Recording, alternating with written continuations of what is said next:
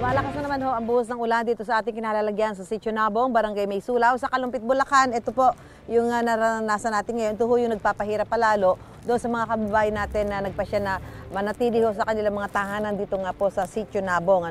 At ang tubig ho dito, yung pinakamababa na ho yung hanggang bewang. So, siyempre, yung mga lampas tao. At ang sinasabi ho ng mga kababayan natin dito, dahil sila kung bakit sila hindi umaalis doon sa kanilang mga tahanan, dahil nga po, matagal ho bago humupa yung tubig dito, lalo na pagka ganitong sunod-sunod ho yung mga pag-ulan, may bagyo, at high tide. Gaya po ngayong araw na to, high tide po ngayon. Kaya kanina pong alas 4 na madaling araw ay nararanasan na nila ang pagtaas ng tubig kahit pa walang pag-ulan. Pero ito, dahil umuulan, makakadagdag pa ho ito sa mabilis na pagtaas ng tubig dito sa kanilang lugar. So, walang katiyakan yan. Kaya kahit pa paano, nasasanay na ho sila sa kanilang pamumuhay na sumasakay ng bangka para lumabas ng kanilang mga tahanan at bumili ng kanilang mga pangangailangan. Pero dahil ho dito sa sunod-sunod na pag-ulan, bagyo at mas mabilis na pagtaas ng tubig, ay nagpasya po yung ilang mga nakatira dito na ilikas yung ilan nilang mga miyembro ng pamilya doon sa mga dike, doon sa kanilang mga kamag-anak. Pero may mga naiiwan pa rin po dito na nagbabantay ng kanilang mga tahanan. Karamihan sa mga hindi lumikas,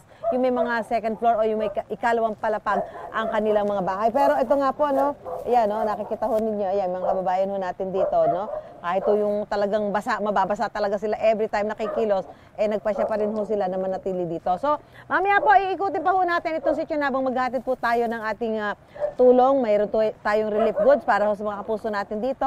Mula po iyan sa GMA Kapuso Foundation. Bagamat sabi ko nga po ay patuloy na lumalakas ang buhos ng ulan sa mga oras na ito. So, antabayanan niyo po ang aming pag-iikot dito sa Sitio Nabong, Barangay May Sulaw, dito po sa Kalumpit, Bulacan. Balik tayo sa studio. Gusto mo bang mauna sa mga balita? Mag-subscribe na sa GMA Integrated News sa YouTube at tumutok sa unang balita.